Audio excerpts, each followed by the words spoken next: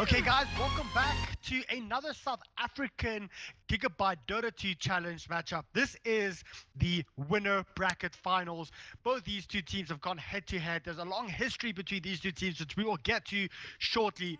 This is going to be a cracker. It's a best out of 3 matchup here between Carbon and Bravado. Off, Prophecy. Thanks so much for casting with me. Thanks so much for letting me cast with you. Whichever way you want to have a look at it. It's been one long, tiresome day, but finally, we've come to the winner bracket finals. Yeah, and this is the game that everybody's waiting to see because these teams have traded wins backwards and forwards in the various tournaments that we've had throughout the season. So, this is the last tournament before the really, really big one in a couple of weeks' time. And who goes into that with the lead? Well, tonight we find out. Yeah, no, definitely. Whoever wins here, I think will have a very good, we'll be in a very good place moving in because they'll feel confident.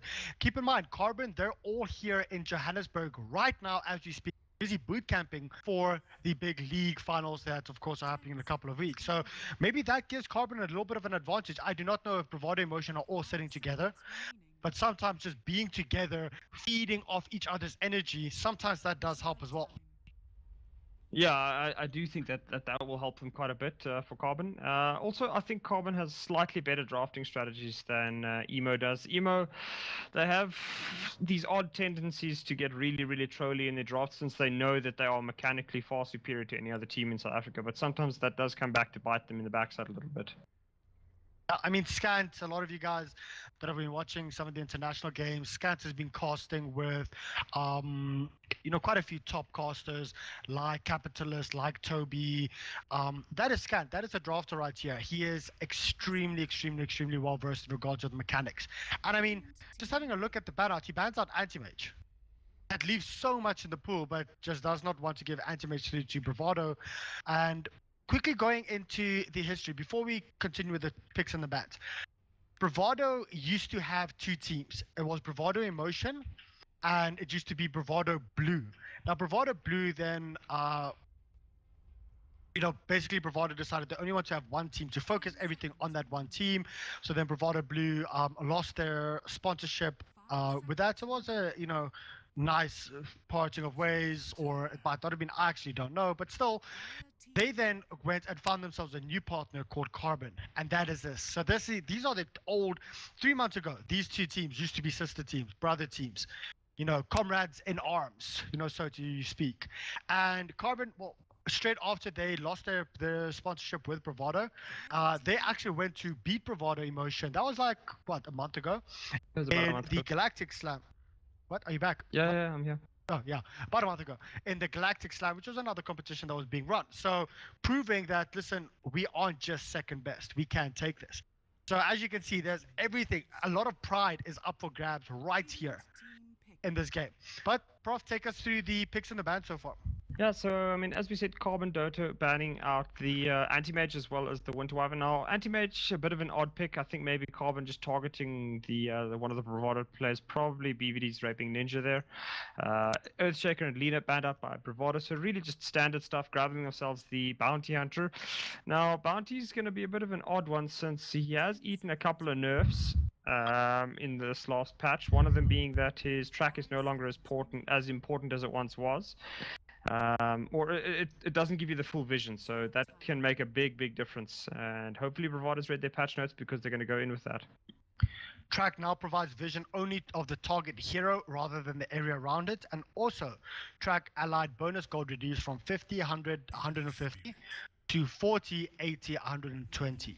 Yeah. So that's quite a big drop, but it's still quite a lot. I mean, it's 120 bonus gold on top of the kill gold that you do get. So 120 times 5, that's still going to give you 600 extra gold every time you get a track kill. That's on top of the standard kill gold, which will still put you around the 900 mark instead of the 1000, 2050 mark at level 1 track. Yeah, it doesn't sound significant, but it does come back to bite you big time. I mean, yeah, so Bounty Hunter can really cause quite a bit of nonsense. As I said, he has been hit with a nerf, so we'll have to see exactly how well he functions this game. Carbon will, I think, be okay. They've gotten Bane as well as the Phantom Lancer. Now Bane is a pretty good pick against the Ember since he can just reduce his damage as well as he's got two different methods of locking him down. Phantom Lancer, however, will be a bit concerned about that Ember. So Carbon has to make certain that the Ember doesn't get too farmed, and they'll have to make certain that their own Phantom Lancer finds enough space. Well, Ember Spirits was not touched at all by the nerf or the ban hammer going into 6.85. So he's basically exactly the same. Phantom Lancer was changed up a little bit, and the Shadow Fiend being banned out, Tusk being completely ignored. That is interesting. I mean, I have seen a number of South African teams doing that. They'll just completely ignore the Tusk or the radioactive pony. But I mean, here again, I think this will be the second series where we haven't even seen a single ban or pick on that goat. And I mean, it's pretty significant. Just what, 2 days ago, he was like first ban, first pick in 100% of games. Yeah, no. So, well, let's see how he actually, if he does get picked up or banned out here later on. Carbon, well, it's actually Bravado Motion's turn to ban out right now. The Shadow Fiend, it's interesting that they ban out the Shadow Fiend because Ember Spirit does do pretty well up against the Shadow Fiend. Can deny quite early on if you do want to go for that Flame Bolt guard, or the Flame Guard board on the Ember Spirit. You can survive up against the Shadow Fiend, and since Shadow Fiend doesn't have any escapability, you can dive him quite easily, get a kill, and get out, especially if you have a bounty hunter harassing out the Shadow Fiend. Yeah, I mean, it does seem a bit of an odd choice, but maybe they just were worried that Carbon could just, just farm that Shadow Fiend. He gets the BKB, and then Ember's got a lot of problems until he comes online much later with straight up damage. Also, I suppose maybe just scared that Bane starts things off with the Nightmare, and then it's just 2 quick raises and Ember eats the dirt. So I mean, not the worst ban. It's still justified, but it does seem a little bit odd when you have something that's decent against Shadow Fiend. Storm Spirit being banned out. Carbon thinking maybe Ember's going in the safe lane role. Do you think we will see a Windrunner pick up here by either one of the two teams? Carbon could do it. Does seem a pretty decent hero up against something like the Ember Spirit. If you can catch him before he's zipping around, obviously you can kill him. He's got very, very low armor values and his stats are terrible. So Wind Ranger could do quite a good job against the Ember Spirit in the mid lane if they decided to send her there. And I mean, BVD Emo has to be a little bit wary of giving her up and then not protecting the Ember. Or Darkshade being picked up. I actually want to say, you know how many times since the change in 6.85 where the siege creep actually has the same, acts like a standard creep at this point when it comes to spells. So the shackles, how many times I've actually seen the shackles being hit on siege creeps? You're actually being shackled to a siege creep. Normally, you're so used to playing in a certain way that you think, okay, the siege creep's fine, without actually thinking about it, and you move into the siege creep's light, you get away from the range creep, and then you actually get shackled up. That's been happening so much lately. It's actually very funny to see. Yeah, I mean, and it can be game-changing. It really can be game-changing. Players are so used to the fact that the siege creep is magic immune that very often you'll actually see them. They'll walk next to the siege creep thinking, "Oh, I'm safe." No, you really aren't. Not anymore. Access denied. Yeah, and I mean, it can. It's not only the shackle. I mean, the shackle is just the biggest one. But if you think about it, you can get the Witch Doctor Coconut can now bounce off there. It is. I was watching a discussion last night with Merlini. No, not Merlini. Sorry, Luminous, where he was discussing the possibility of a chain stealing the siege creep. So I mean, it's not the most useful thing in the world, but it can be game changer if you're unaware of it, or you just in that heat of the moment you forget about it. Or you have a Doom. I saw this, GIF on Facebook. We have a Doom and he blinks in. There was an Anti-Mage standing right next to the siege creep. Anti-Mage blinks out just as Doom ultis, and then Doom dooms the siege creep. That was just so funny. Yeah, well, I suppose it's better than dooming an illusion, right? It's at least more noticeable. Yeah. Well, Ogre Magi being picked up now by Carbon, going for the extra lockdown that Ogre can provide. But I was very surprised because if you're running a Tusk, and a Bane as well, I would prefer the Witch Doctor over the Ogre. if you catch two people in the shards, that is an instant cask, an instant maledict, an instant ulti going off on them. It gives more control to follow up with a tusk. Ogre Magi doesn't give as much control. He gives instant stuns, yes, but it just doesn't control very well with the tusk shards, in my opinion. I think Ogre, I mean, Scant, I believe it was yesterday that I saw Scant pick up the Ogre. I mean, I wouldn't say he's a fan of Ogre necessarily, but Ogre always seems to be in his mind more than other drafters, and that was even when Ogre was out of the meta. So I think Scant does have a slight predilection for the two-headed monstrosity. The one thing that Ogre does provide, though, is that he has both Ignite and Fire Blast, and both of them can do significant amounts of damage if thrown in throughout a fight. And his new ability to buff up towers can make a big difference now with that Bloodlust. That is very true. I mean, Bloodlust does work on towers at this point, so... Well, let's have a look and see how he actually... runs this. Ogre Magi can work well in any type of aggressive type of lineup, but they do have a Bane, so I don't think that they will be running aggressive at all. They will most likely be going safe lane. The Doxier has to be careful. He can actually be engaged upon and burst down quickly. If he comes in with half HP, he will die from the Bane, PL, and Ogre. Yeah, that'll be very much a death sentence if the Doxier gets set up on. And the thing is, they can just basically bait out his surge and then hit him with a Fire Blast immediately after, which will waste so much of his surge power time as well. So, yeah, Doxier's got to be very careful about his positioning on that lane, and if he doesn't get it right, he's almost certainly dead. No, definitely. Well, the Clinks ban out from Bravado in motion onto Carbon, just giving them a little bit more presence on the map, so to speak. And Queen of Pain being banned out. So they really think this this Ember Spirit is actually going to be a safe lane carry. That is a pretty interesting decision, and I suppose maybe just trying to protect their Wind Ranger as well, but they do get her now, and like I said, she's very good against the Ember. So if Ember goes to the mid lane, which I think Ember will actually be Seam's hero. Seam is a known player of the Ember Spirit. It's one of his signatures. I don't think he's going to be having the best time there. Wind Ranger does quite a bit of damage to start off with. She's got a good attack animation, and it's going to be very easy for her to harass that Ember in the lane. Yeah, no, definitely. So, well, last pick coming through here for the side of Bravado. What is it going to be? I mean, the Wind Ranger pickup is here. We did see how powerful that was in the hands of RDK. What would you say is their last pick? Well, for BVD, I mean, they're looking for, I think, a little bit more of a default hard carry here. PL's gone, AM also gone early on. I mean, they themselves could try the Sven. I think it was Carbon that used the Sven against, I forget who it was now. Might have been Noob, if I remember correctly. But yeah, I mean, Carbon has used the Sven. The thing with the problem with Bravado emo is that like they have so many freaking heroes that they usually play.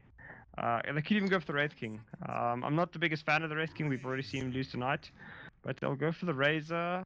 The standard default safe pick Razor. He's not a flashy hero at all. He doesn't do crazy things, but well, he's one of those heroes that is just always there and he's strong. He is a very strong hero. I don't like casting Razor because he's boring, but he's very strong, and leeching everything away from the Wind Ranger might help. Yeah, well, I mean, they've changed him up now so that he steals constantly rather than once every second on that damage tick. So he could actually steal a lot more or a lot less than he normally would. But I don't know, how much is this Razor really going to do? He's up against a PL, he's up against a Wind Ranger. Those two could very much eat him alive if he's not, completely 8 miles ahead of them. Yeah, no, definitely. Well, that's going to be Raping Ninja. Who do you prefer as a carry, Raping Ninja or RDK? I think RDK is a better all-round player.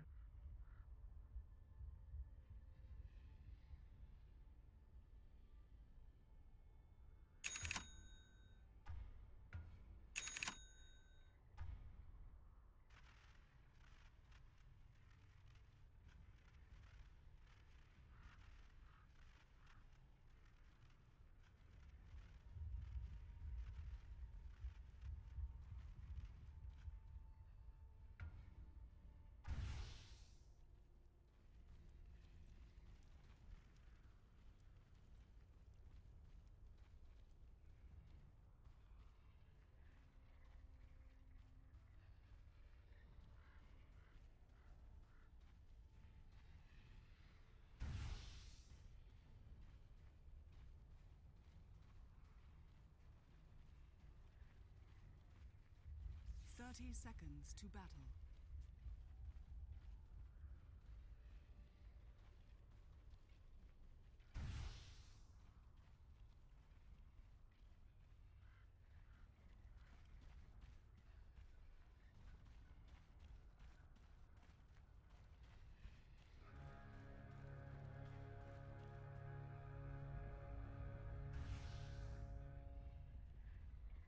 The battle begins. Never refuse gold given.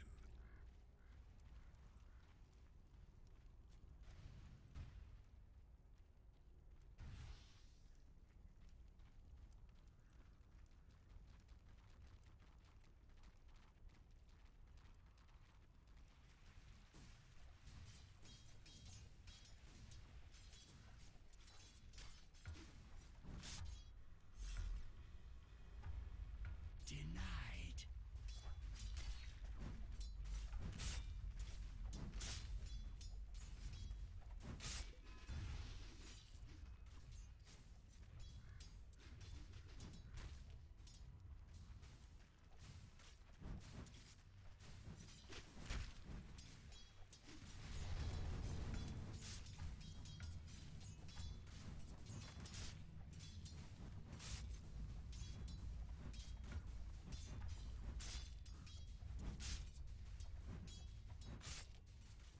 That was a burn.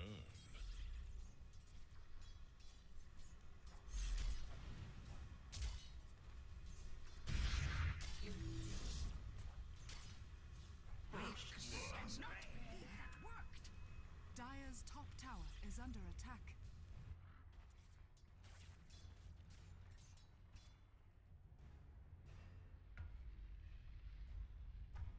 No kill.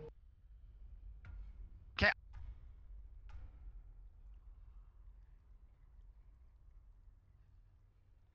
That will be BBD. Emily and Ferrari combining well to finish off the Bane. I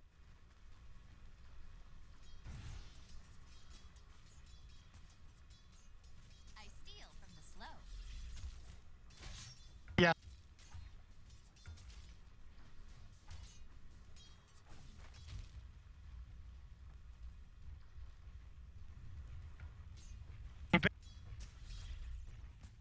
Что у нас в миди? В миди у Разора тоже 7/4, 8/4. Ну,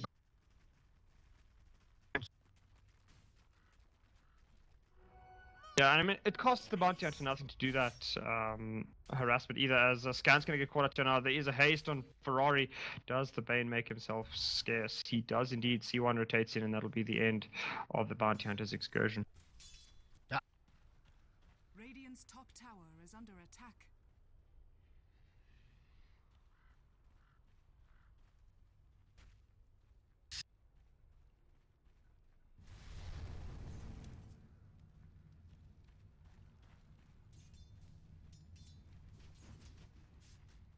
Interesting. Yeah, maybe just not 100% certain if you could actually get it done.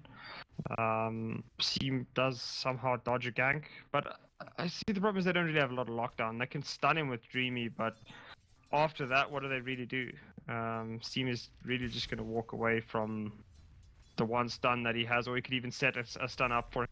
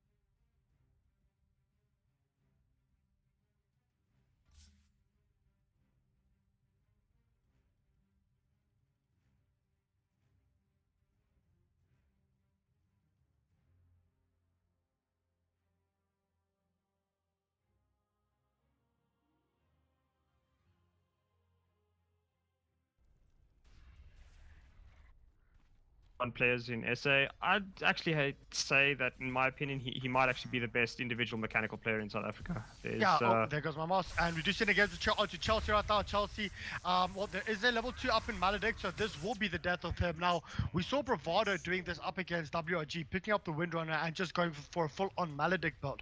They're like, you know what? We don't want to just out-sustain you with the Voodoo Restoration. We just want to face rush you and kill you. And to be honest, a Witch Doctor is very potent with that. As soon as you get the level 2 Maledict and on and upwards.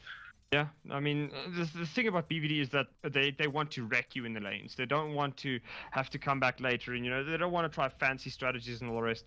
They know that they have better mechanics than you. They know that they're individually better players than you, and they will abuse that fact constantly. And currently, there is no team in SA that can match them on that level. And when they get it right, they blow you out of the water like it's a joke. You'll see them messing around in fights for the first 15 minutes and then still come back and just utterly destroy you.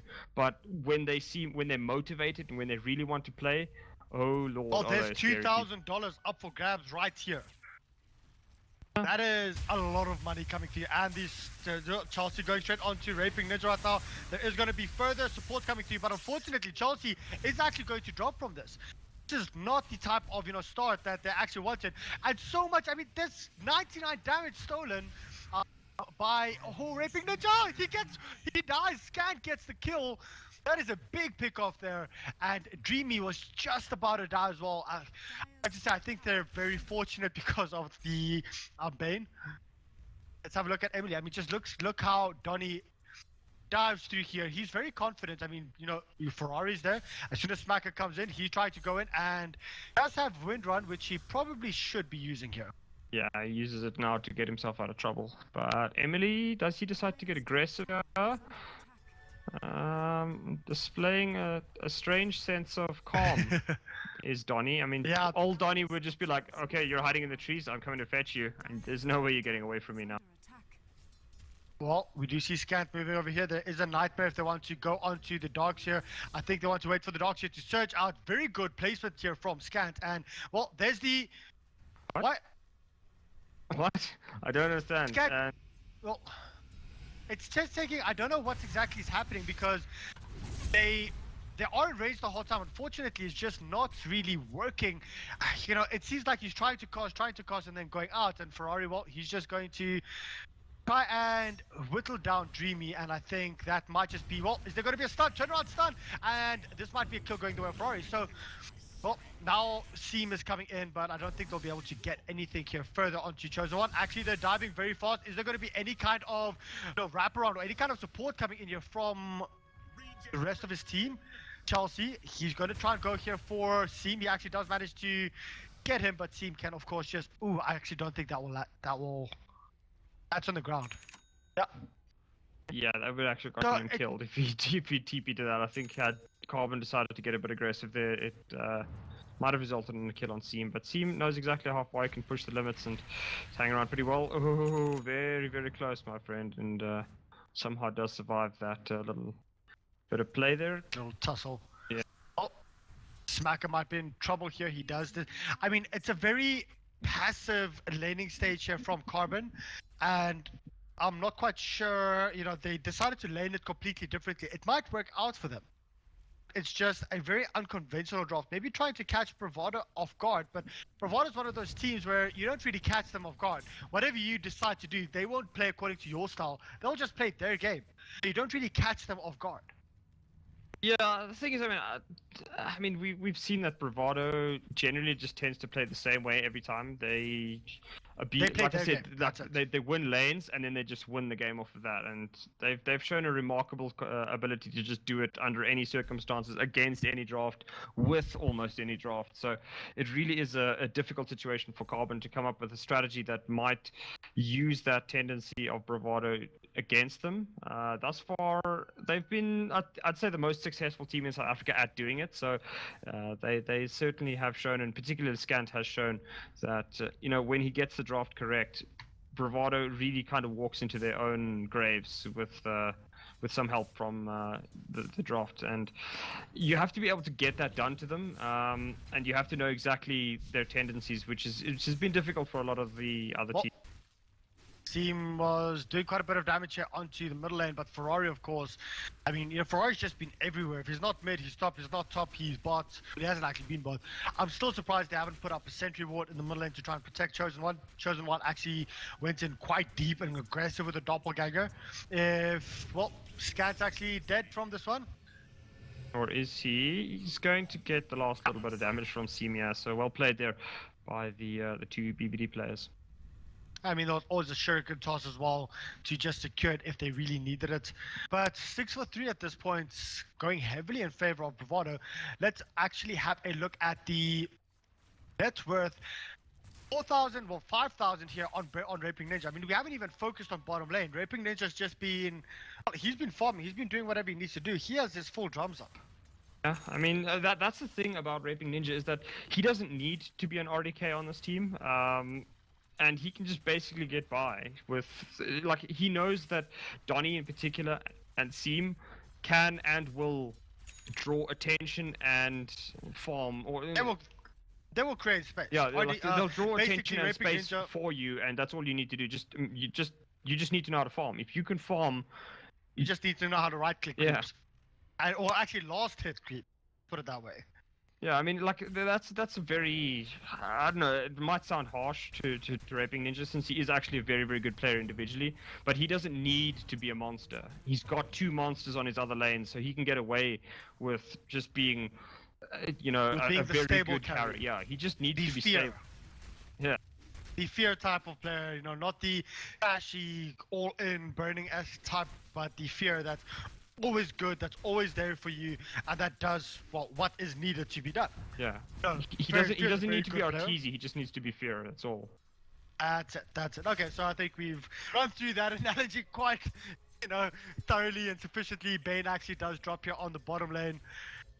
I think at this point, though, Bravado just has the upper hand here, and Carbon has to try and do something different because they just want to keep on farming. That just means that they're just farming the side of, Bravado the whole time. They're just doing the same thing over and over. And I'm sorry, but up against Bravado at this point, I honestly don't think that it's going to work for much longer because Bravado is going to take your towers. Then they're just going to start snowballing out of control. And even though you've got your own snowball with the Tusk, it's not going to work. I mean, their snowball will be bigger. But I mean, I've seen this strange tendency from Scant when I'm watching him against BBD. Against other teams, he comes up with really brilliant and innovative drafts. Against BBD, for some odd reason, his teams just tend to play very, very passive. Now, I don't know if that's him telling his teams to play like that, or it's just down to how they think they need to play against BBD. But the times that I've seen BBD severely crack under pressure is when you get in their face and you really just hammer them in the lanes, because they're very much they're very much like DK 2014. DK 2014, when they lost the lanes, they had no clue what to do because it was an expectation to win the lanes. It wasn't like, okay, we need to win the lanes. It's just like, we will win the lanes and then we will do X. So if we don't win, if we don't do step number 1, what do we do now? And that's what I've seen BBD sometimes struggle with.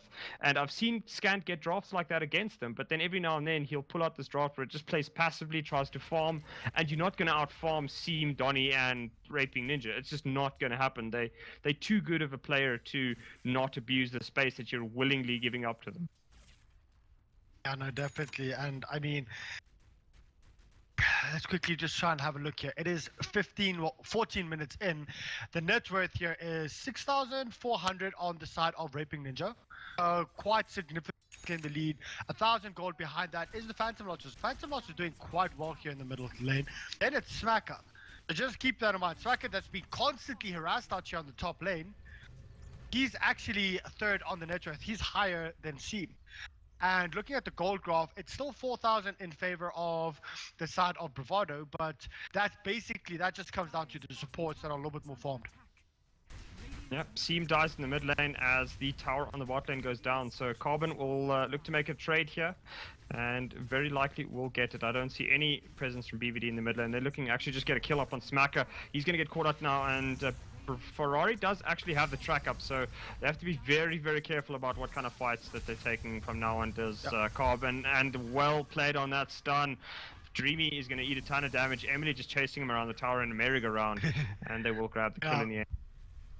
Well, I think it basically came down there to who do you give the goal to Donny or to BB, and I think it was just, well, Donny, there we go. Chelsea coming in here for some reason, quite sure, trying to draw them in. This is a lot of damage, 100 and 200 damage, or just under 200 damage actually being stolen. And I mean, just look at that. That's just so much damage that you've given the Razor. And it's 2 track kills, 2 track kills on with the one at the tower and that one there on the Bane. So this, I mean, like I said, Bounty Hunter's been nerfed, but I don't think he's been nerfed enough that you can give up 2 track kills at this stage, and there's certainly going to be more. I mean, the track hold might have been reduced, but it is by no means a non-factor. Well, I was trying to push out bottom lane just with a little bit of... Having a look at the tower, sorry, just saw there's like faces on the tower. I've like been playing Dota for so long, but I've never noticed that there's actually 4 faces on the Radiant Tower. What? Never? No, honestly. I just see it as a tower. But we do see an engagement here on the middle side. Possible engagement. 4 heroes from, Bravado are here, and the sentry wall does get placed quite deep. Do you see them saying, well, place another sentry, and oh, this is going to be bad. This actually does mean that they lose their sentry that they just placed. Quite an interesting place to place it right here. I mean, you can't go into the river. So you place the sentry high ground where they can't go up. Yeah. Chosen One right now being engaged upon. He got a lot of damage has actually been stolen. 161 damage here by the Razor. The snowball, is it going to go in onto Raping Ninja? Raping Ninja, yes, it does go in, but are they going to be able to capitalize or go do anything about this? No, just another Witch Doctor ultimate. Look at it go, and things are just going from bad to worse on the side of Carbon. Yeah, Carbon just getting run over here by PVD as Raping Ninja picks up a triple.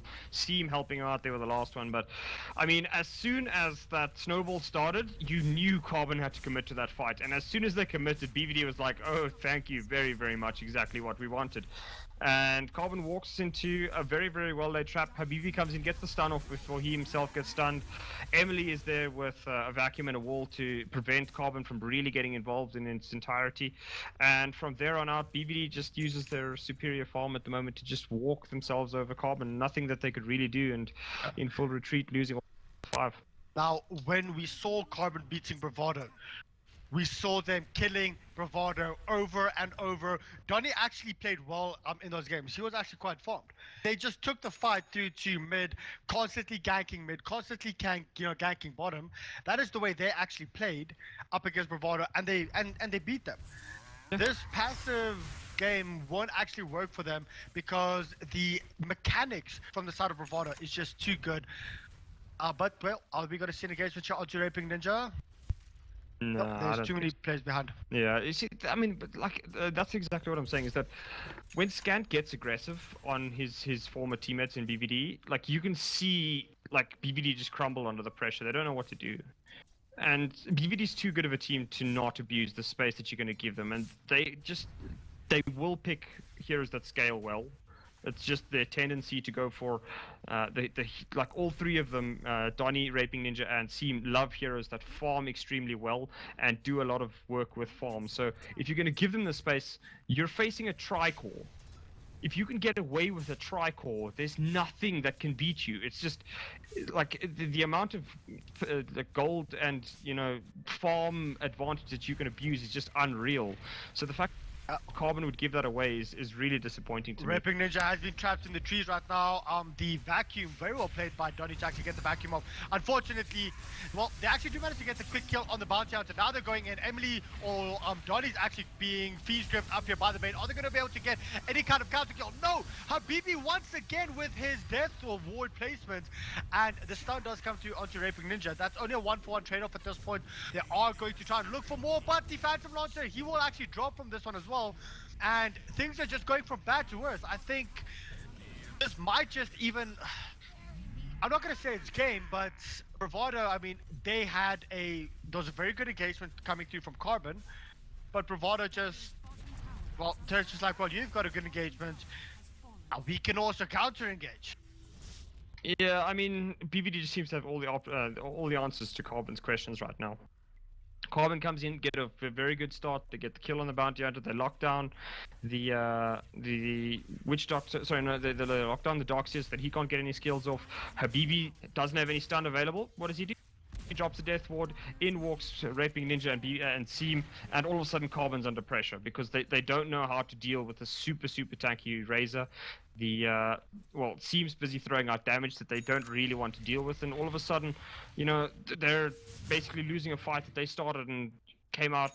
They got the first kill in that fight. They locked down the second or the most powerful team fight hero for BVD, and they still somehow end up getting absolutely wrecked at the back end of that fight. It's just like, it doesn't make sense. They didn't target their heroes correctly. They were going on 3 or 4 different heroes at the same time. And with a mech up on the dogs here, a tanky Razor, a Ember Spirit, I mean, you can't focus on 3 different heroes. You have to try and go for the pick on one and then move over to the next one. Otherwise, they will just heal up, come back in, do it over again. And Bravado just showing that they are completely dominant at this point. But yeah, I mean, like I said, win lanes abuse that advantage and then just walk themselves to victory. So Carbon, if they want to come back, Smacker needs to get some kind of farm. For instance, I think he's the only Wind Ranger I've seen today that actually goes for the Maelstrom first. Every single one of the other players has gone for either a Orchid Malevolence or the Ags. No. And Smacker's the only one that I've seen go for the Maelstrom first. Now obviously he's trying to farm up a little bit more and that will help him with the farm. But I mean, I don't know. Smacker hasn't really done a whole lot this game on his Wind Ranger. Scant, he's been okay, but unfortunately he's at the mercy of the fact that there's so much damage coming his way that he doesn't really survive it all that much. And PL, I mean, what has PL done? He's farmed, but he's less than half the just below or just above half the net worth of Raping Ninja, and that should tell you enough. Ninja. Yeah, I mean, I know. what does I that think tell you? this game is slowly but surely slipping out of Carbon's hands. 15,000 gold leader, 22 minutes in. I mean, that is what, 700 gold per minute difference between the 2 teams. That's a lot. Yeah, that's a fairly brutal state of affairs for Carbon. And I mean, the problem is that they need such a long time for Chosen to come online here on his PL. That, I mean, by the time he's online, BVD is going to be knocking on your tier 4s. And that's unfortunately the issue that they have. They just haven't been able to do anything. The lineup just doesn't seem to gel as well as it appeared to in the draft, and they're just not able. They weren't able to get their ganks going. I'm not quite sure why they didn't run the Windrunner in the middle lane. Yeah, look, laning was also retarded. I don't understand that laning at all, and that was the first part of their problems. Windrunner can easily go toe-to-toe with an Ember Spirit. She does have an escape. And just put on a sentry there and she will be okay.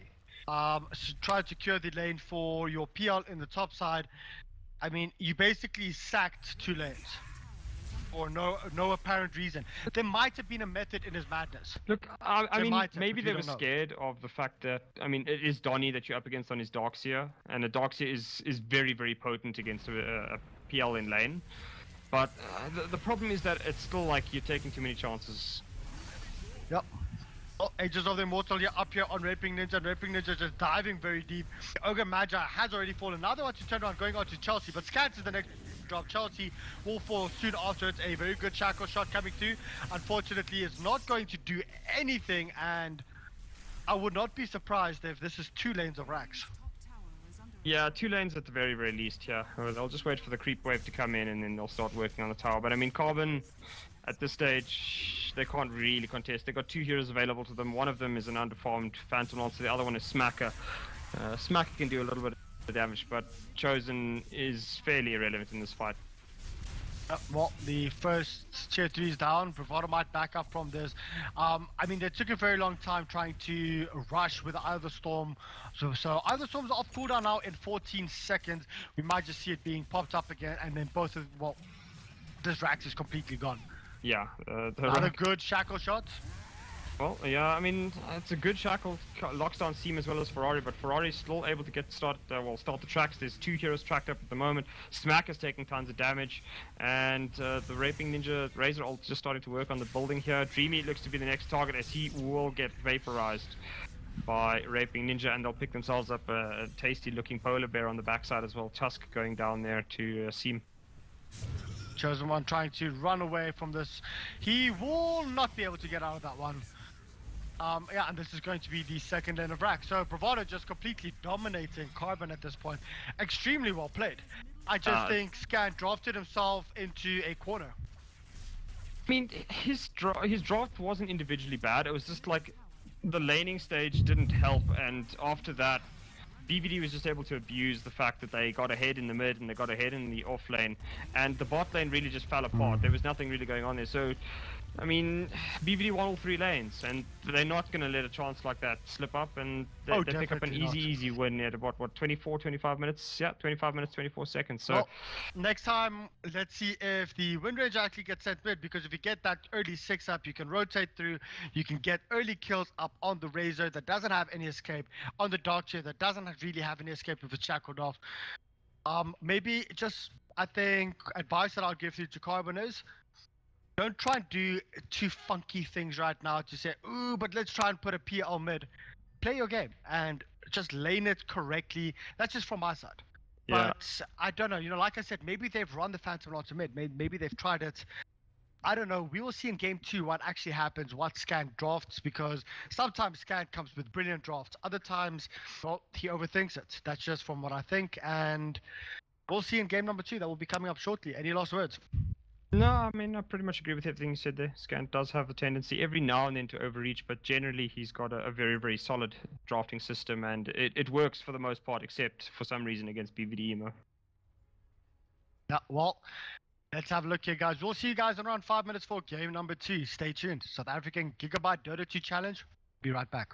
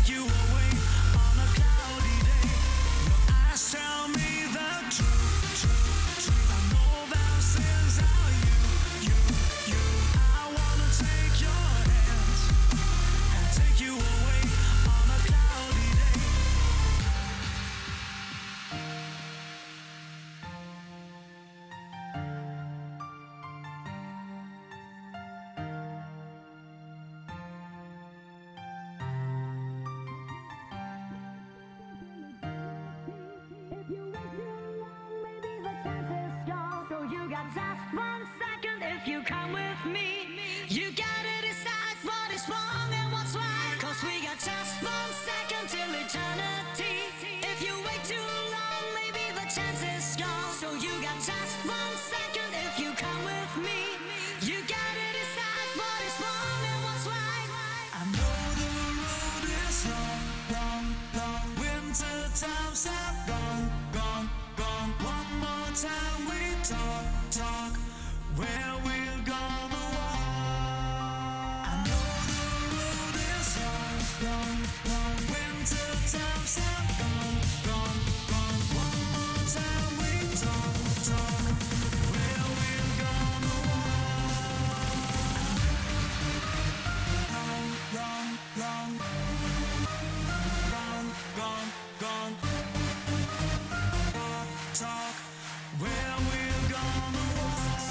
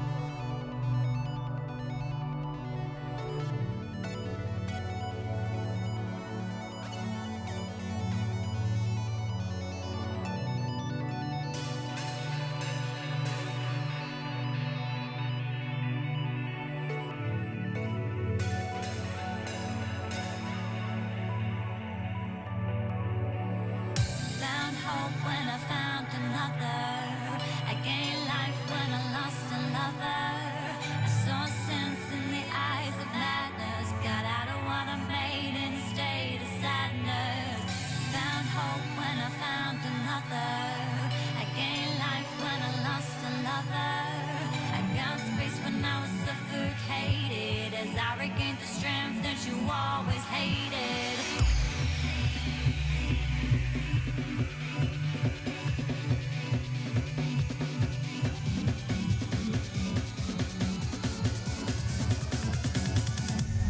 Okay, guys, welcome back to game number 2 between Carbon and Bravado. We hyped it up quite a lot. Carbon, unfortunately, playing some very unorthodox laning, well, playing a very unorthodox laning stage, and unfortunately, that just coming back and biting them in the behind. Yeah, PL mid up against a Ember Spirit. I don't think Carbon's going to be trying that anytime soon. But it was also, I mean, it wasn't only that. It was more just BVD just seemingly knew exactly how to play against Carbon. Donnie was aggressive on the offlane, getting the first blood there with a little bit of help from Ferrari. The rest of the team just piled in when they needed to, and all of a sudden, it just didn't look as though Carbon had any real idea of how to respond to Emo. And I mean, that fight in the mid lane where it seemed even at the time, and then Emo just sort of baited Carbon in with a perfect little split movement.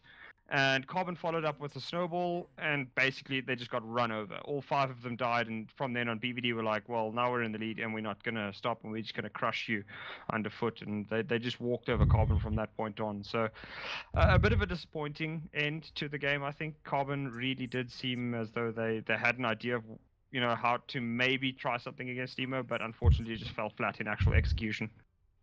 Yeah, no, definitely.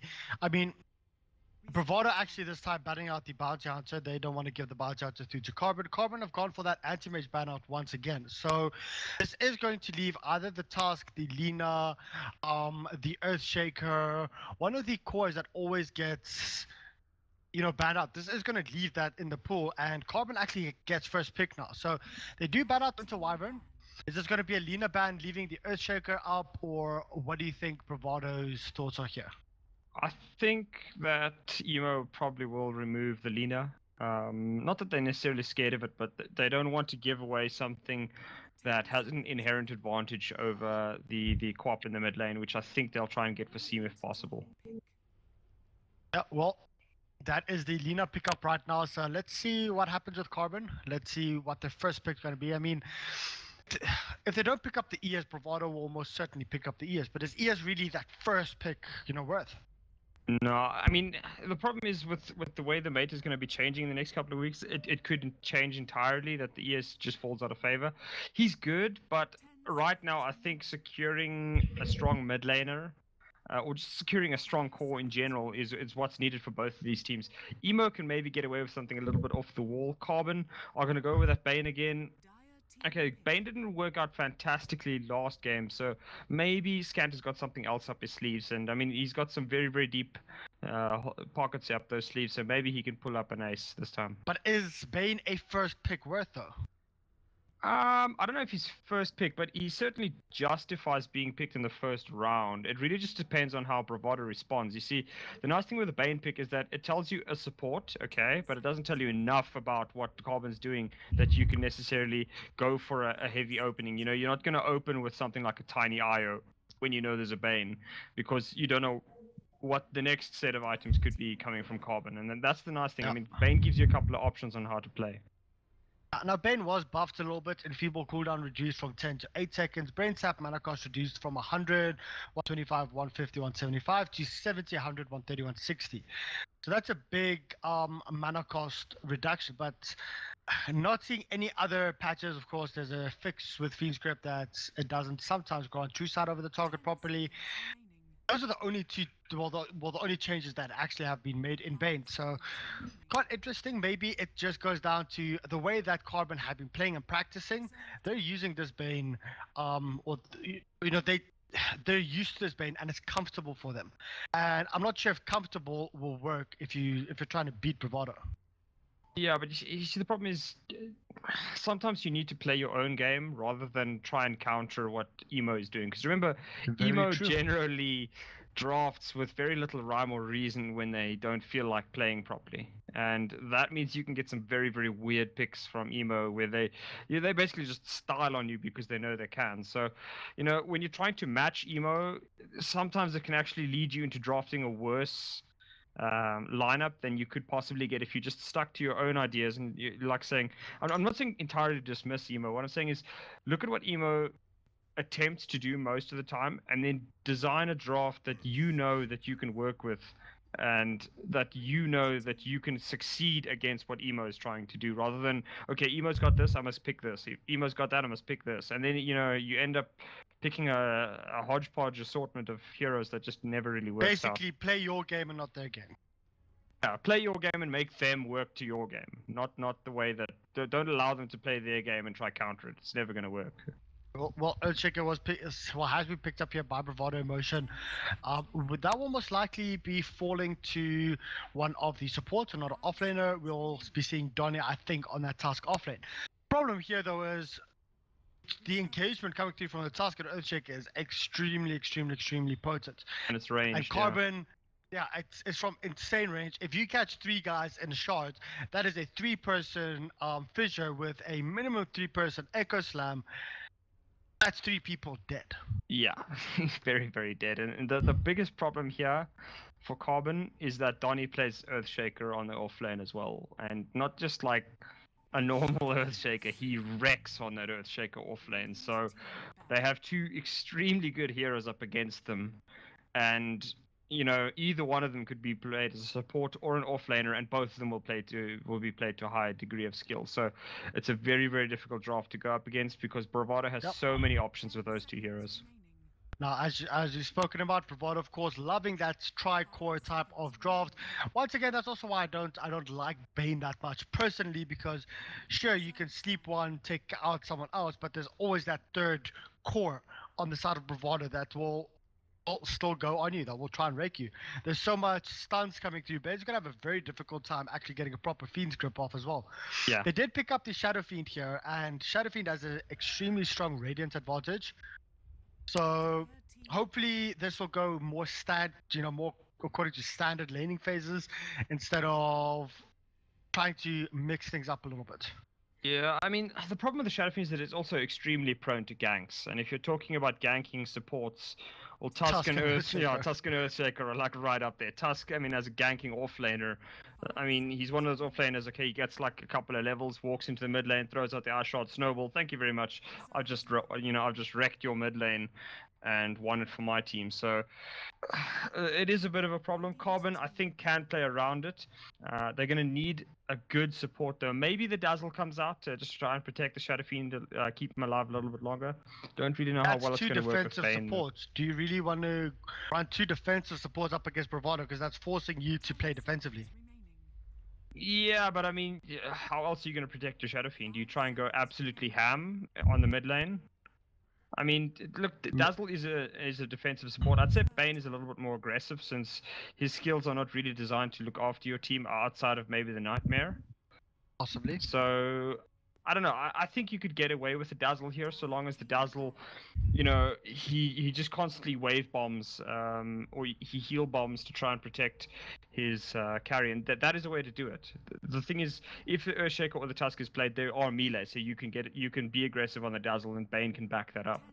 But they need some kind of protection here for the Shadow Fiend because he is prone to being ganked, and there's no way Bravado's just going to let him sit there by himself and farm away. Yeah, no, definitely. Well, Bravado do decide to ban out 2 offlane heroes with the Dogs here, and of course the Clock. It's their pickup now. Now, I wouldn't be surprised if we actually see a Spectre coming through from Bravado.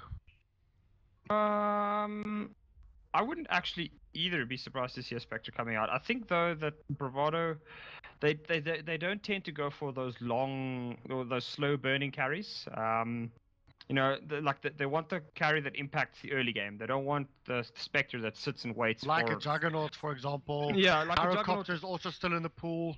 Yeah, I mean, the heroes that can do something in the first 20 minutes. Spec is generally, I mean, we've seen her tonight. She doesn't really do a whole lot until about 40 minutes when she just starts, pressing ulti, and then everybody just instantly pops and sprays their guts all over the map. So that isn't really BVD's style. They can play it if they're forced into it, but generally they avoid that kind of thing. They want to finish the game early, and they want to finish it in a dominant fashion. Yeah, no, completely agree with you there. They are running they are actually running into quite a bit of time here on their side, trying to pick up heroes. Not quite sure if this is just trying to delay. I mean, there's two ways of playing mind games while drafting. First one is to just pick up the heroes that you want to pick up very fast. And the second one is waiting an extremely long time, the whole time. That just might put the opponents on, it might give them a false sense of comfort, false sense of security, or it might just be that you are waiting very long because you don't know what to pick. Scarlet Mage being picked up here by Bravado Motion. Now, if there's no Spectre, Scarlet Mage is okay, but if there's a Spectre with a Radiance Burn, Scarlet Mage just instantly dies. Yeah, We've seen this.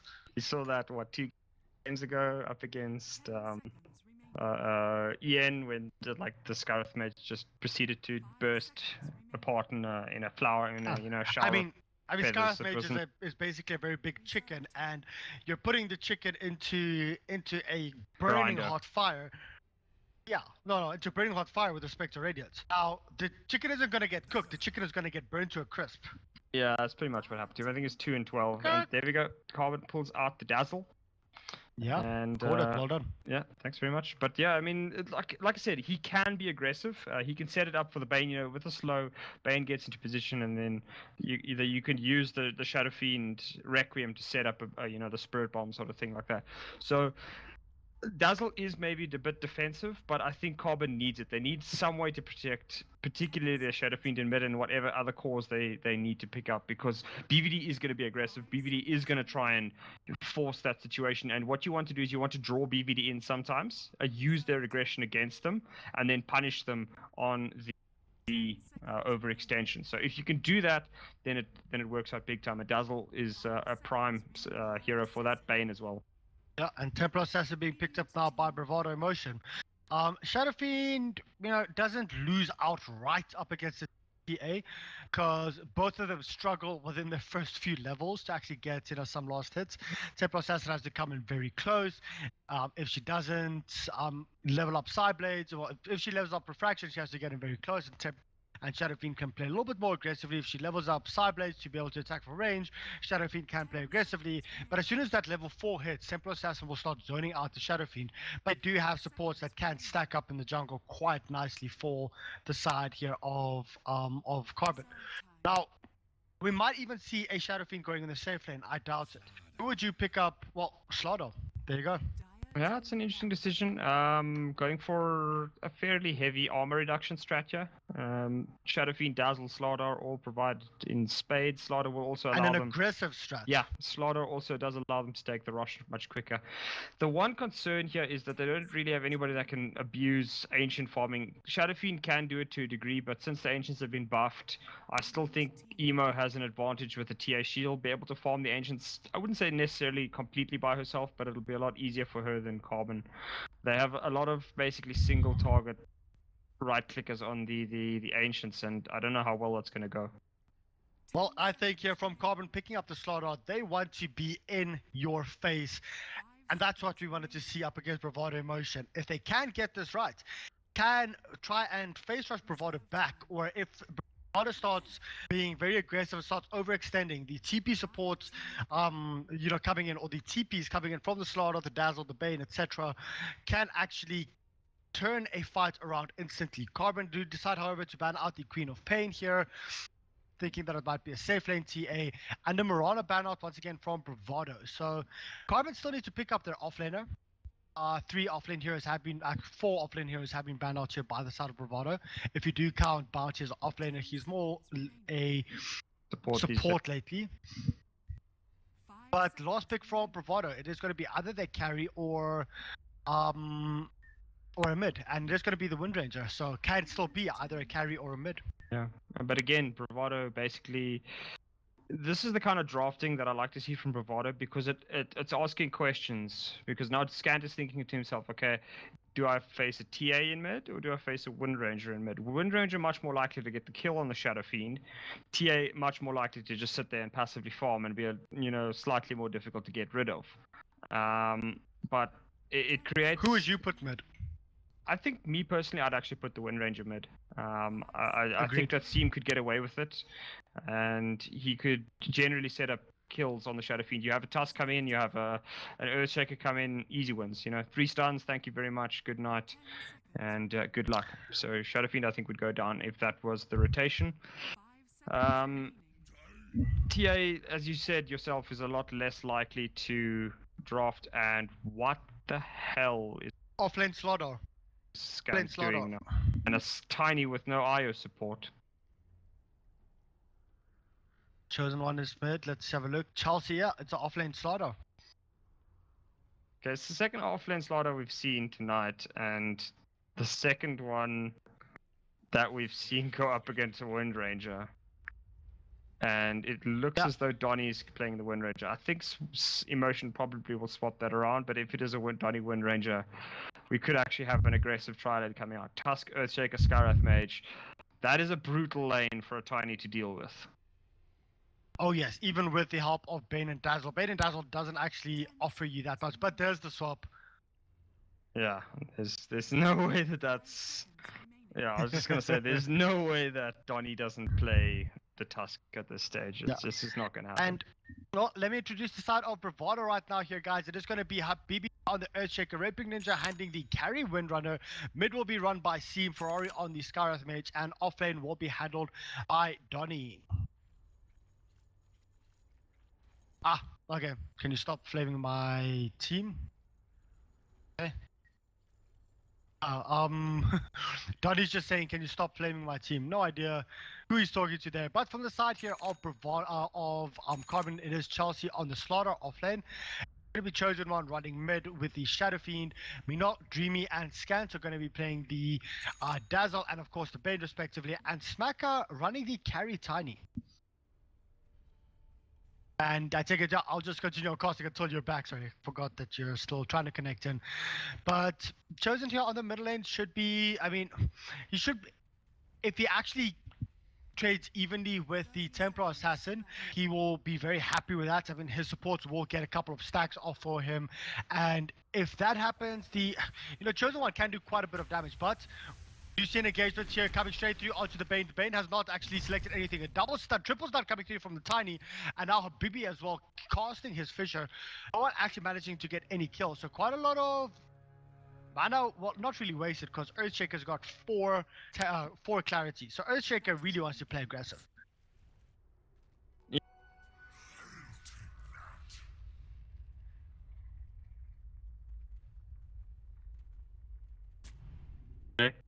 And he'll make absolutely certain that the SF is under as much pressure as possible. Yeah, also blocking up the one stacking camp here from the Shadow Fiend. I don't know if it will do that much, because of course this war does go down in 4 minutes. And not quite sure if they're actually going to stack in those 4 minutes to start off with. Mimi is coming in and trying to secure up against the Seam. I mean, the Poison Touch just slows. Yeah, I don't know. This is going to be a big rotation, just trying to get that kill onto Chosen One. Ferrari's waiting here with Habibi. Let's have a look here. Is the stun actually going to come through? The stun does land onto 2 heroes. Chosen One, he will be okay. So a lot of rotations coming through, but not really getting anything. Yeah, I mean, it does kind of put Chosen One on notice that this is going to keep coming, so he might be forced to play slightly more passively for fear of those 2 supports. And I mean, for the moment, he's actually doing pretty well up against Seam. Seam is really struggling with those right clicks, but Chosen, he's going to cop a little bit more damage, and this is really what the Skyrath Mage can do. You can just sit here and really annoy the Shadow Fiend with these the Arcane Bolt and the Concussive Shot, and it can do quite a bit of damage to Shadow Fiend, and he's got to be very, very careful. It means that Dreamy is also forced to stay here, and that protects Donnie off on the bottom lane as well. Yeah, definitely. I mean, sitting on 4 and 2, the Shadow Fiend still needs to get a little bit more souls up to be able to do anything. Meanwhile, those Smackers in big trouble here up against Donny. Donny still has Snowball, and this might actually be a kill. Look at this is basically what we were speaking about. Donny just dominating anyone that he goes up against. Oh, Scant. Scant was in a bit of trouble there. Yeah, I mean, I think that was just really bad luck, but it was also perfectly timed by Donny to throw out the ice shards and pin the Tiny inside them. And I mean, like, he knew exactly how far he could push it because all the creeps were in there with Tiny. Tiny with no starting armor just ate boatloads of physical damage, and in the end, easy kill for Donny. So very, very well played to him. And this is the danger. I mean, Donny can do this on a regular basis. He can push the limit, and he can absolutely hammer you if you give him the slightest chance. And Smacker, unfortunately, making the mistake of giving Donny that chance. Top lane, let's have a look at how Chelsea's doing. Level 3 up right now. Not doing too badly. I mean, being 6-0, the same amount of losses that the Shadow Fiend mid is having.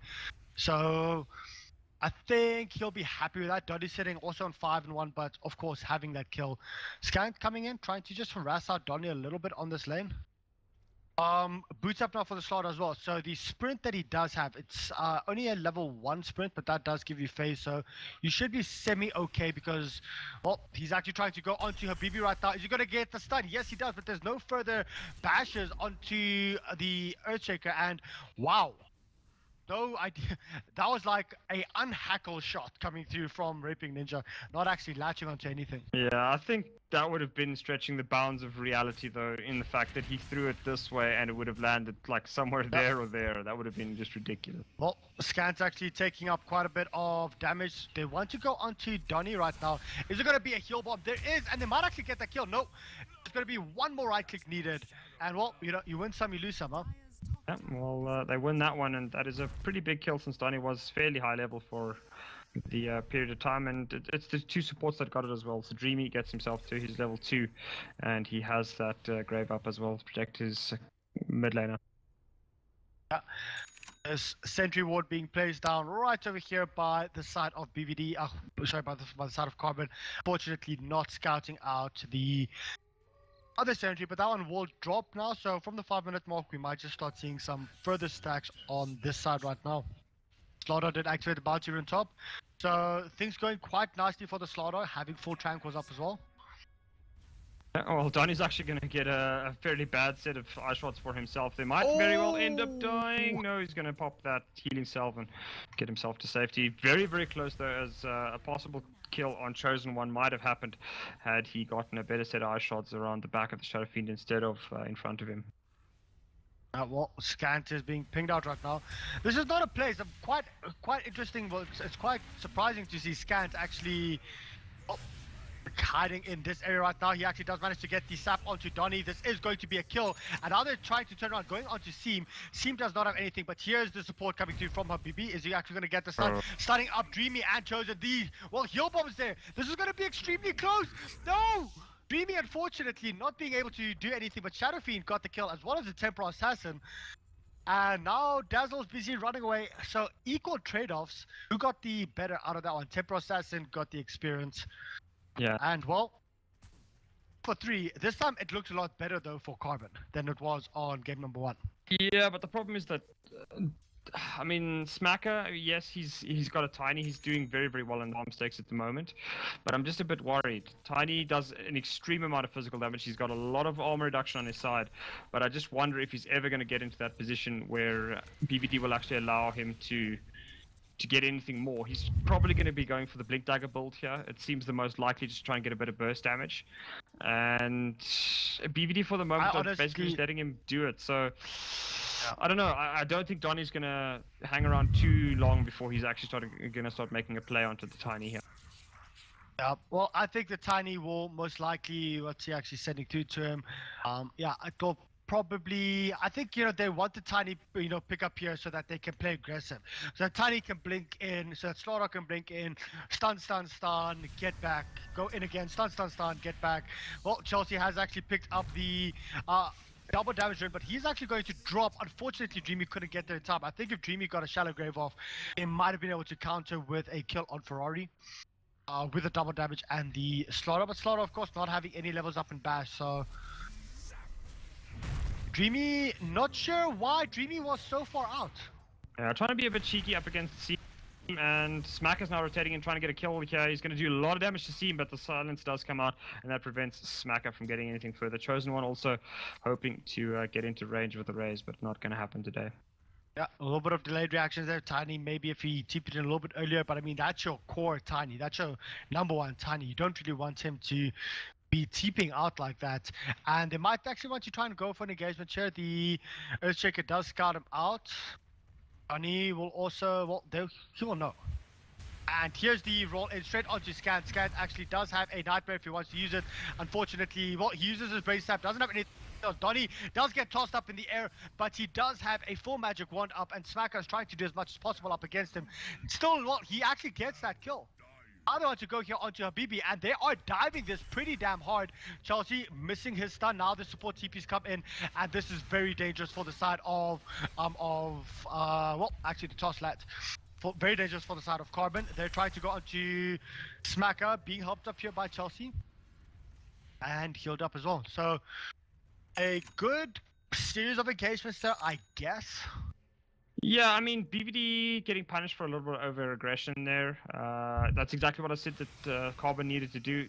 I'm glad that they saw the fact that they could actually get a kill there, saved the Bane, and got a kill in the end onto Donnie. So very, very well played there by Carbon, and then almost making the same mistake themselves, actually diving behind the tower and coming very, very close to eating a rather painful death there. I think if the stun was actually, if the stun landed there from Chelsea, it might have been a complete different story. But Scat actually going straight onto the Windrunner right now. This might be big if they do get the kill up on Raping Ninja. They're trying to block. He does use his Windrun. That was a stuff up there. The miscommunication, because I think Scant turned it off, and then the rest of the team wasn't in position. They actually needed to start the fight with the stun, because the stun will They didn't have mana for a stun. Okay then, massive mistake by Chelsea. He used his sprint, but of course sprint doesn't, cost any mana. But there was no mana up or the slaughter, and a big mistake here coming through from their side. But Habibi is going to be coming in here. Dreamy has to be careful not to group up right now. Dreamy coming in very, very deep. This is going to be a double stun, and they will get out of that one alive. So it's fine. More support coming in. This is a smoked up Tusk. Yeah, I think that was more of a defensive stun than anything else there. But Chosen, I think he's dead. Chosen not dead just yet. No, he's dead. Well, Donnie does have a snowball, actually going on a snowball. Who's it targeting? It is targeting Scant. Is there going to be any further type of supports coming in? Nope. And Chosen One, don't know, they're like going back and forth, not quite sure that they... Are we going to engage? Yes, no, back, forward. Bravado is just, I mean, the one thing about Bravado is if they commit, they commit. Yeah. No hesitation. They go in. If they lose the fight, oh, it happened. They go in guns blazing, and it's working for them. It's working very, very well for them at the moment. I mean, Raping Ninja, what did we say? You know, he doesn't need to be a monster because his other two lanes will create enough distraction, and he's just taken out the top lane tower. He's got himself 2,400 gold, and he's well on his way to farming up a pretty decent stack here. If we check that his net worth currently tops the leaderboard, and I mean, what has Carbon really done to even look at him? They've been so focused on Seam in mid and Donnie on the off lane that Raping Ninja is basically just left free to his own devices to pick and choose whatever he wants to do and to get involved whenever he wants. They did try and go for an engagement, but completely... They stopped that up, but I mean, apart from that, what have they really done? Yeah. Oh, Chelsea's moved back here into the offlane role. What's it going to be here for the Wind Ranger? It is actually going to be going straight into that Aghanim Scepter. This time, when you're so far ahead, why not just go for that straight Ags? And see, well, he's just farming this Ancient stack. It's a massive stack coming through from him. I think he'll most likely go for a Desolator Desolator earlier. I think a Deso would be a good item here. Only one level up in Sideblades though. It has to be getting very close. Yeah, you see, the thing is, the Deso adds so much free damage for what it costs that, I really do think that the Deso is... It's an extremely good item for TA. It also allows them to take the Rosh a hell of a lot quicker, since it's one of the few damage reduction items that hasn't been nerfed when combating Rosh. Now, well, a TA can actually, with 4 levels up in Refraction and Desolator, can solo Rosh. Yeah, very, very easily. So, like I said, it's also spectacular against Tiny. Tiny's only got 6 armor. You pick up that Desolator. I think it's 7 armor reduction now, I think, or 9. I can't remember exactly. I know it's been buffed, but I think I think it's 7 armor reduction. I think it's 7, yeah. Yeah, so I mean, think it up is as against well. the Tiny setting a -1 plus anything else you put on him, Tiny's not eating a very fun sandwich. He's getting absolutely hammered at that point. So that is Also, I think, take note. The meld strike also reduces damage. Not damage, armor. Yeah. Oh, this is gonna be rough. Yeah, I mean the problem is Carbon has to go heavy armor. Now Dazzle provides that, Slardo doesn't, and Shadow Fiend doesn't. They provide a lot of armor reduction, but not a lot of armor gain, and that is what you have to be very, very worried about against BVD, because BVD does an obscene amount of magic damage firstly, but they will be doing an even greater amount of physical damage later on once Raping Ninja gets involved in fights and once Seam is ready to rock and roll. Well, we do see a smoke up, and it is actually a Blink Dagger first instead of the Desert first. The lines are being drawn. They want to go here on the bottom lane. Dreamy, I think, well, either Smacker or Dreamy, depending on who they go on. No, it's actually engaged with you on the top lane. Raping Ninja does get stunned. It's going to be so close. Are they going to be able to? The Shackle Shot lands onto C1, and unfortunately, this is just 3 tower hits. And now on bottom lane as well, Smacker is going to be the one to drop here. He does TP out, but I'm not quite sure this is going to be enough. Yes, it is. So Dreamy playing extremely well, and well, there's that meld strike into a from a double damage run. So out of all of that, only 1 hero drops. Yeah, well, I mean, they were ganking up on top lane as well at the exact same time there with a very, very weird sequence of events. I have no idea how the hell Carbon somehow failed that gank up on top, and then still got Chelsea to TP down bottom, and they only lost support in all of that. Both teams, I think, failing a little bit at their original intended objectives.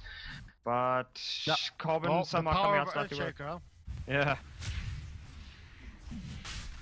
They are trying to go for this Rosh. There's no double damage run up here on the Temporal Assassin anymore. I think they are pinging this out, but yeah, Rosh is just dropping extremely fast. Yeah, Smacker's going to try Will it be fast enough though?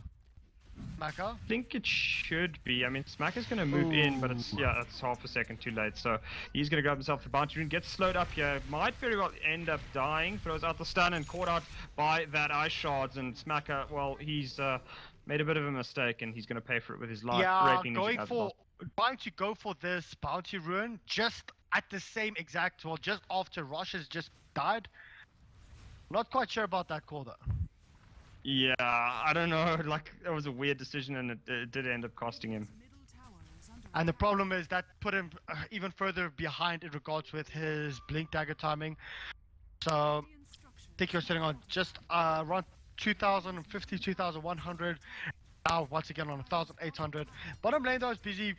Is being pressured out here by the Shadow Fiend. Shadow Fiend, of course, not doing too badly himself. Just roughly around 1,000 gold underneath the TA. So I have to say, doing quite well. Doing very, very well here. BBD don't look all that keen to fight in the middle. Oh no, quickly, there's a big engagement on the middle lane, tossing in Chelsea, and they actually managed to get the kill off, but unfortunately, it was not really worth it because that was a 1-for-2 trade-off, and Smackers just might actually fall from this one as well. Oh, these shards, but the blink's still there from Seam, and are they gonna, well, the Craggy, dude, Craggy OP. Yeah, Craggy is indeed OP as Seam loses an almost certain kill there to the passive of the Tiny, stunning him up. Yeah, and split pushing Dazzle, I mean, why not? This reminds me of a thing that Halberd once told me, where he arrived late to every fight in like a 40-minute game as a witch doctor until he arrives like 5 minutes before the end, gets himself I think it was an ultra kill on his witch doctor, and then when I asked him about it afterwards, I was like, you realize that you only arrived at one fight the entire game. Like, the entire fighting sequence was the fight breaks down, the fight, like his team wins the fight, Halberd walks into picture, Halberd leaves picture. That was his entire contribution to every fight, since he never did any damage. Then he gets an ultra kill, and when I asked him at the end, he was like, I was told to split push. I'm like, nobody tells a witch doctor to split push. That does not happen. Well, that is, yeah. Well, apparently this Dazzle does split push, and you know, it's split pushing instead of feeding. Hey, well, if you split push without feeding, yeah, might not be a bad option. That might also be one of the reasons why they told him to rather split push. Might very well be, yeah, since Dazzle's only got 600 HP. He's not Exactly. going to be surviving like very long against anything. But Donny he does and have Habib weave up. are about to deliver a present, I think, or are they? There we go. Seam is going to be the one. He's going to target Scant. Scant will get graved up for the moment. He's going to survive as long as he can. Smack, however, arrives. Habibi drops the ulti as well, and all of a sudden Scant is on very, very low HP for quite a while. Seam is going to be the one going down. That is actually the Aegis popped as the rest of the team comes in now. Habibi does have a stun available. Does he try to go anything? He's going to get a two-man stun onto Chelsea as well as Smacker. Seam jumps ahead, tries to catch him out. Ulti over the top from Ferrari, trying to do as much damage as they can, and they will get the shackles onto Smacker. He's the final target, and he will be going down, not able to make his escape. Slow comes through in the mid lane. Chosen One is going to get caught out here. He's not going anywhere. Dreamy is going to get finished off in backplay, but Habibi gets a good stun on both of them, and Chosen eats another death. Seam picks up the Mega with a double kill on top of it, and Carbon drop 3 after all of that. Well, as you can see, I just typed in there RIP. If the Aegis wasn't there, that would have been an amazing fight, but you've basically just given TA her deso. Yeah, about 600 short of it, so yeah, that's unfortunately, you tried everything that you could to try and take that fight. You get the perfect start to it, and then you realize, oh, Seam has Aegis. This is not going to end well. Well, are we going to see any kind of counter engagement coming through right now? There's very deep TPs coming in. They actually get that start off with Spacker. I just have to say, every single Earthshaker game that I've seen so far during the course of this tournament has just been tremendous plays. I'm not talking about big echo slams. It's just having the patience to actually get that stun off on 2 or 3 heroes. I mean, to be honest, Habibi's been playing out of his mind, getting those 3 hero stuns the whole time. He got a good echo off as well, but he's just been playing so damn well on this Earthshaker. Yeah, I mean, I'd almost say that the Echo was his worst play of the entire game, since it didn't really hit a whole lot. I think it hit 2 heroes there, but his fishes in particular have been spectacular. It's generally 2 heroes. If it's not 2 heroes, it's cutting off a hero from his support and setting up kills. That one there, just, blocking any a chase attempt there from Carbon. So, yeah, very, very good play from Habibi. And, I mean, it's not the flashy play either, and that's what you generally want to see from your support. It's the constant. Yeah. It's the constant play that's always there that you can always rely on. And to be honest, that is Bravado. They do, of course, if they play against teams that they just think they can run over, they will a lot of times throw, because and not on purpose.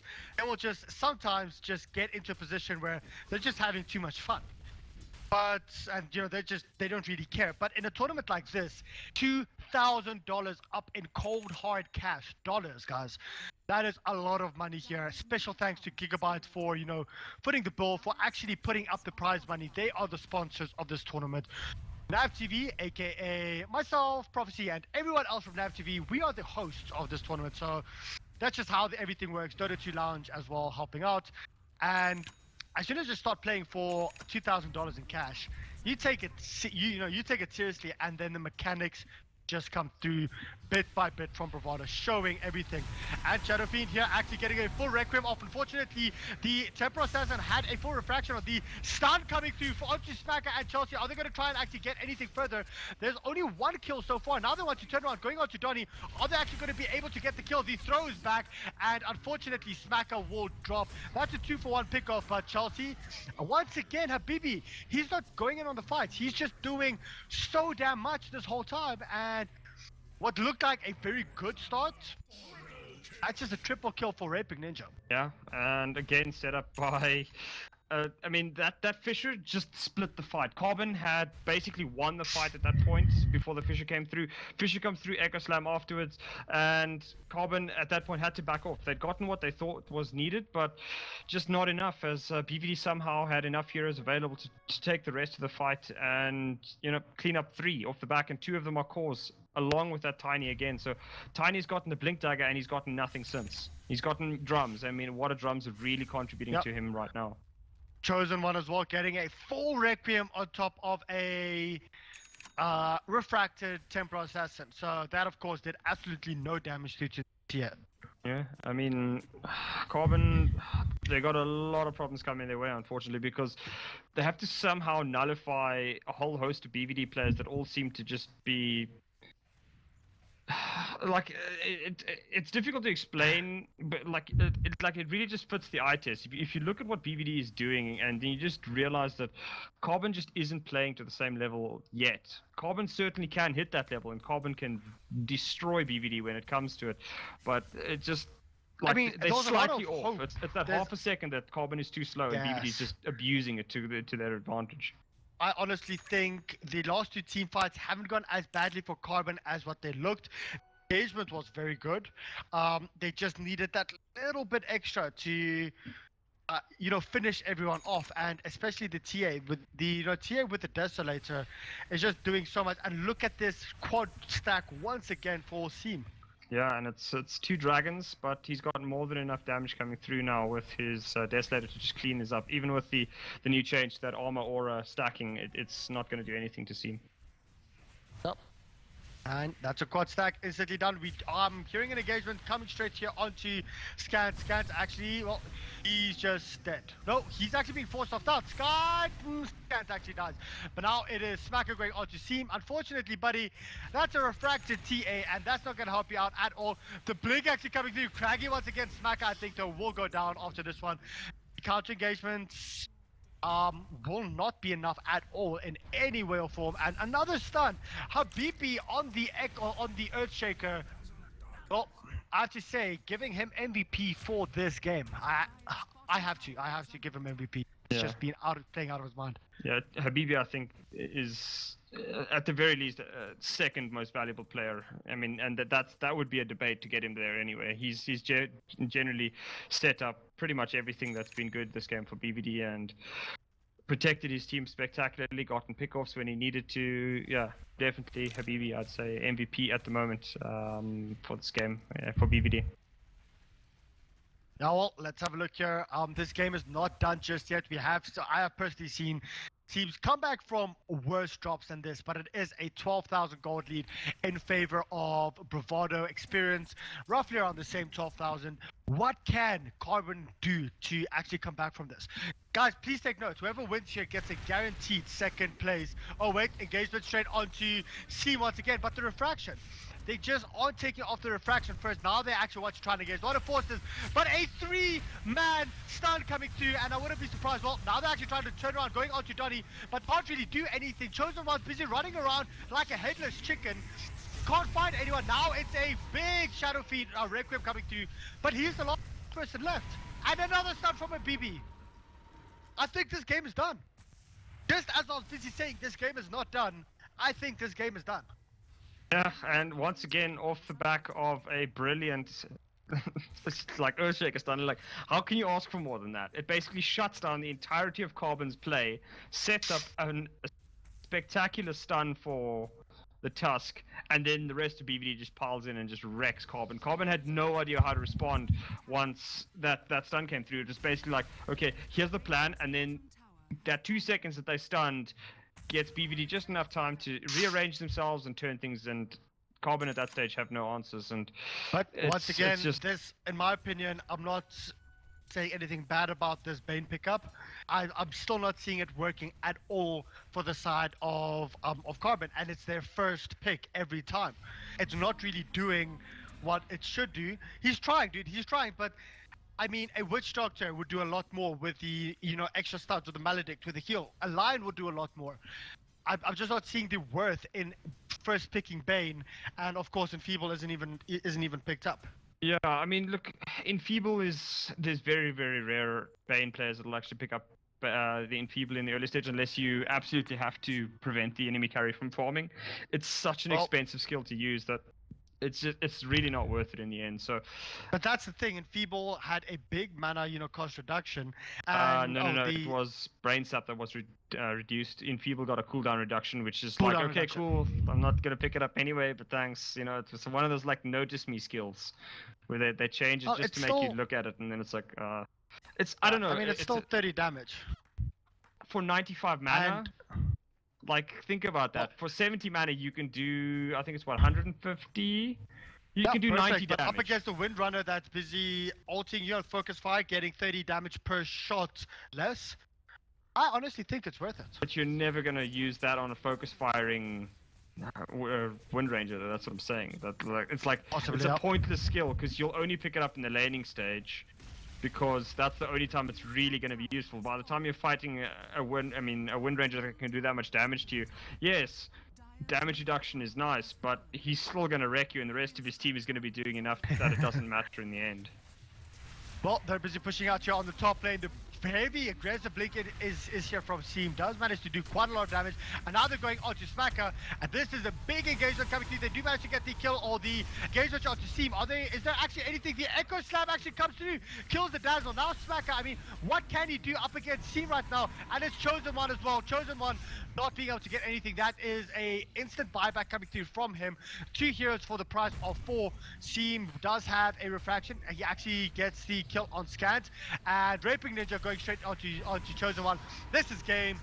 There's nothing they can do about this. I'm pretty damn sure about that. Scant also. And 2, well, no GG's been caught just yet. But I honestly don't know what they can do. I mean, that's double buybacks. 70 seconds down, Chosen One. Yeah, and you haven't even taken the Aegis off of Seam. I mean, you have to take out Seam twice. You'd have to take out Raping Ninja. He's actually just going to leave the base, and Seam has decided he's caused enough pillage and burning to, he's done enough pillaging and burning to actually just retreat in time. So, well, you know, if things are going badly, things just keep going badly. Regeneration picked up by Wind Ranger, but the GG will be called out as Carbon realizes that they just can't take this anymore. BVD is just too good at this stage. Well, guys, on that note, thanks so much for sticking around. Tomorrow's games will be the loser bracket game starting at 12 o'clock. That is Central Eastern, so CEST or South African Standard Time, also the same time zone. 12 o'clock to loser bracket. That will be Carbon versus Newbie. It is a rematch of last night's matchup. Who's going to win that one? I don't know. It's going to be close because Newbie played extremely. That is WRG Newbie, White Rabbit Gaming Newbie. They played extremely well up against Energy. So, thanks a lot for joining in. Mr. Prof, do you have any last famous words or last words of insight or just any last random words that you want to say before we head off for the night? I know both me and you are extremely tired. Casting now for over 12 hours straight. Just about. I don't know, guys. If you'd like to follow me, you can follow me at Prophecy Gaming. It is on the stream. You can find my links there. If you'd like to give me any feedback, please do. I'm on Facebook as well as Twitter at Prophecy Gaming. Any feedback, positive or negative, please do. I'd love to know what you guys think and where I can improve. So please do let me know there. Bye-bye. Thanks so much, dude. And on that note, guys, special thanks to Gigabyte for sponsoring this tournament. $2,000 in cold hard cash up for grabs. $1,000 for first prize, $600 for second, $400 for third. For a 1-week comp, this is quite massive. Thanks a lot. Thanks a lot to Dota 2 Lounge for listing the games as well as everyone else involved. Join Dota listing, Goes to Gamer as well, and everyone else involved. Crimsoon for doing all the production on our end. He's been amazing. He's been tremendous running the streams for us. On that note, guys, I'm heading out of here. I need to not say anything for the next few hours.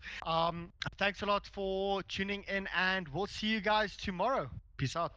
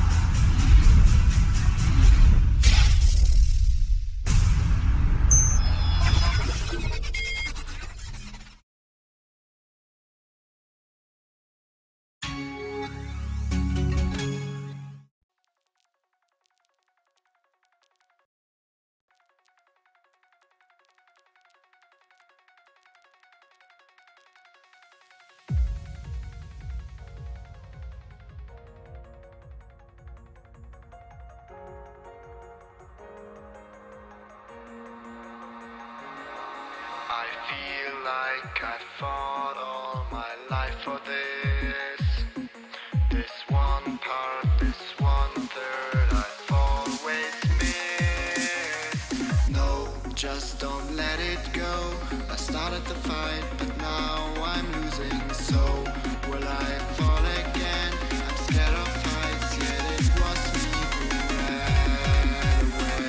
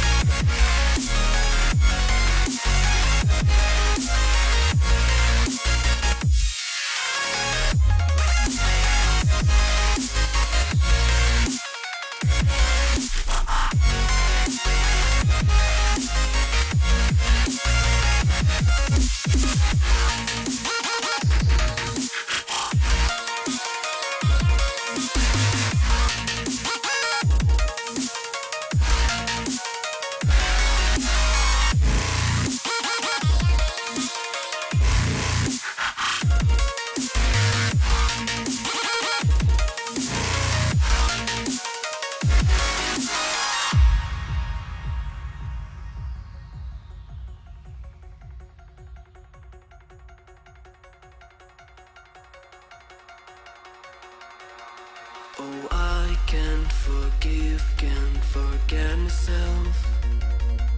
The peace that I'm missing, it kills me inside. I need help, oh please give me back.